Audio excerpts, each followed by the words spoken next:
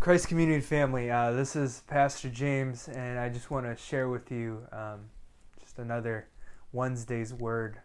Obviously, we have not been doing in-person worship gatherings since March 22nd, and it's been about 9 to 10 weeks already.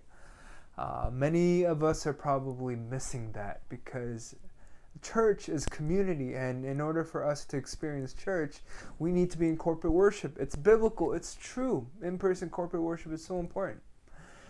Now, obviously, our church council members are prayerfully preparing ways and thinking of ideas on what it would like for us to come back together in a healthy way, in a way that is benefits our community, in a way that protects also our community.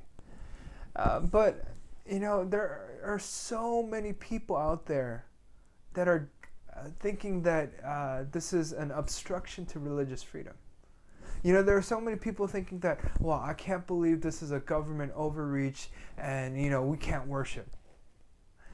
Church, we have been worshiping. We have been proclaiming the gospel of Jesus Christ every single chance we get. The ministry of the gospel has continued. It hasn't stopped. It hasn't canceled itself.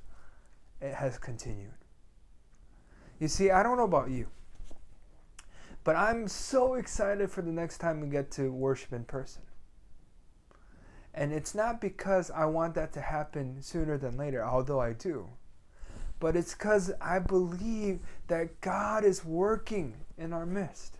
So I don't know about you, but rather than focusing our energies on trying to get back into in-person worship as soon as possible, shouldn't we be excited about how God has touched somebody, God has changed somebody, so that the next time we walk into church, we're not the same people.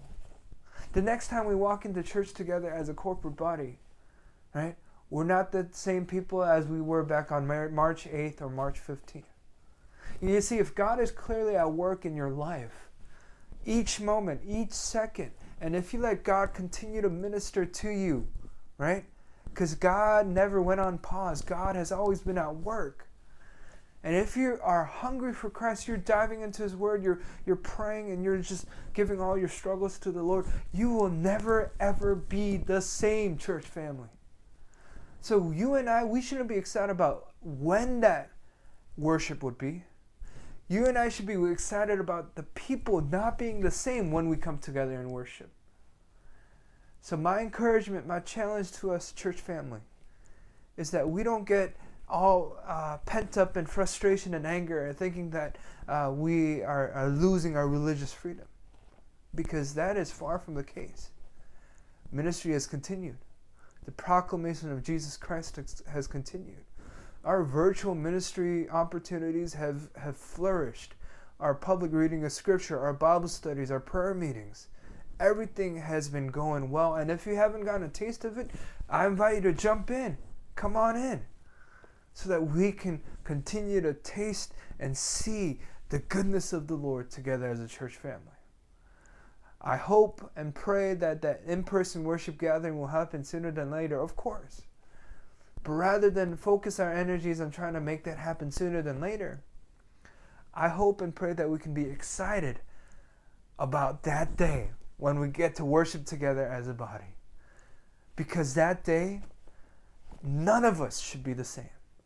All of us should be changed for the glory of His name. God bless.